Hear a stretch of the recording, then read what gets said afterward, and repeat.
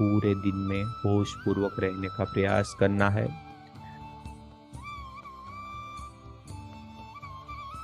श्रीमद् भगवद गीता के प्रथम अध्याय अर्जुन विषाद योग की बात कर रहे थे हम। उसमें हमने पहले देखा कि किस तरीके से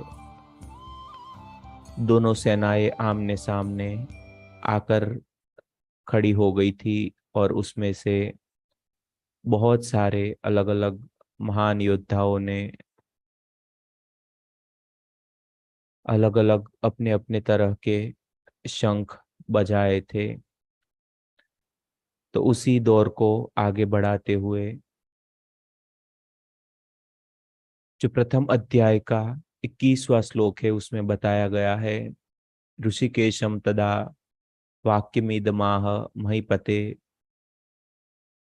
सेनयोरु भयोर्मध्ये रथम स्थापत्य मैश्च्युत। मतलब कि अर्जुन अपने सारथी भगवान श्री कृष्ण को बता रहे हैं कि हे भगवान, मेरा जो ये रथ है वो दोनों सेनाओं के बीच में ले चलिए, ताकि मैं वहीं से अपनी जो पूरी सेना युद्ध में लड़ने जा रही है उसको देख सकूं, उसको महसूस कर सकूं। तो ये 21वें श्लोक में बताया गया है। दोस्तों, हमारी लाइफ में भी वही होता है। जब हम खुद को जानने के इस युद्ध में जैसे ही हम आगे बढ़ते हैं, तब हमारे ही अंदर के बहुत सारे अच्छे भाव बुरे भाव एक दूसरे के सामने आके खड़े हो जाते हैं।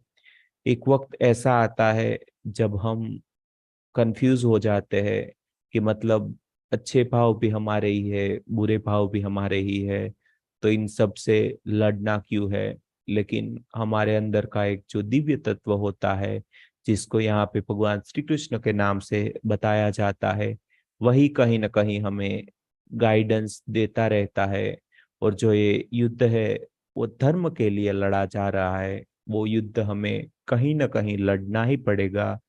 वो चाहे भौतिक लेवल पे हो, मानसिक लेवल पे हो, कि आध्यात्मिक लेवल पे हो। ध्यान में भी वही होता है, हमारी सामने बहुत सारी अलग अलग तरीके की अड़चनें आती है, लेकिन सभी अड़चनों से लड़के धीरे धीरे बस हमें आगे बढ़ते रहना है। कहीं पे रुकना नहीं है, ना तो ज्यादा भागना है, बस धीरे धीरे चलते रहना है। और ऐसे ही हमारी लाइफ में भी एक अच्छा सा बैलेंस स्थापित करके धीरे धीरे उसको निरंतर आगे बढ़ाते रहना है। तो बस यही थी आज की मेरी बात। आप में से कोई भी कुछ भी बताना चाहते हो, कोई भी अपना प्रश्न करना चाहते हो, तो और 5-10 मिनट का वक्त लेंगे और उसके बाद में हमारा जो सेशन है उसको समाप्त करेंगे।